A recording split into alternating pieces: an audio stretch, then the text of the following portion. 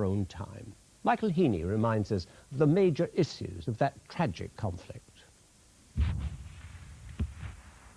All wars are dreadful, but civil wars are unspeakable, and so it was in Ireland in 1922 and 23.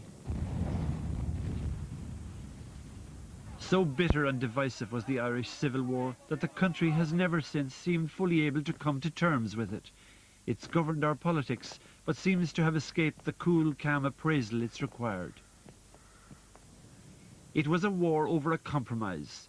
The compromise was in the Anglo-Irish Treaty. When Collins and Griffith signed the treaty, they were seen to have compromised their Irish Republican goals. That was as difficult for Republicans in 1922 as it may prove to be in 1998. What they had won was a free state within the Commonwealth.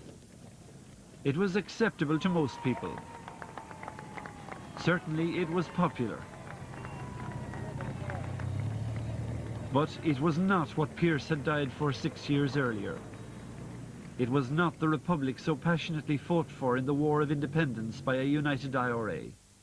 It was, in some respects, a war over an oath. The pledge of loyalty to the Crown was not something that Republican activists could easily swallow, not after the sacrifices they and their colleagues had undergone. Strangely, the border was not an issue for these men. Few of them, or their leaders, ever guessed that the Boundary Commission would leave the border virtually permanent. What they could see was that the choice of a free state within the Commonwealth was for them virtually no choice at all. So it became war. The drift to war began with the bombardment of the forecourts by the Free State government in June 1922.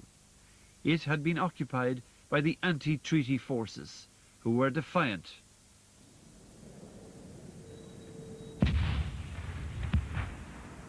The devastation in Dublin would spread south and west over the following year as brother turned against brother. It would end in the hills and valleys of the southwest as the Free State Army mopped up the anti-treaty forces, but only after chilling atrocities such as those seen at Ballyseedy. One of the main questions: could Lloyd George have been pushed to give more, enough to avoid the civil war that was to come? Then there was the role of De Valera, a role that in many ways came to dominate subsequent decades of Irish politics, and even today remains a matter of extreme disagreement. Should De Valera have stood more firmly against the drift to violence in 1922? Would it have made a difference had he done more? He was faced, like other Irish Republican leaders before and since, with a compromise. But did he pay too high a price to avoid a split? De Valera carried the responsibility of a man who had led a united Sinn Féin through the War of Independence. But the extent to which his popularity could have arrested the decline into civil war remains a matter of disagreement. Still today the question is asked, was Dev to blame? Or did he take the only course open to him consistent with his Republican principles?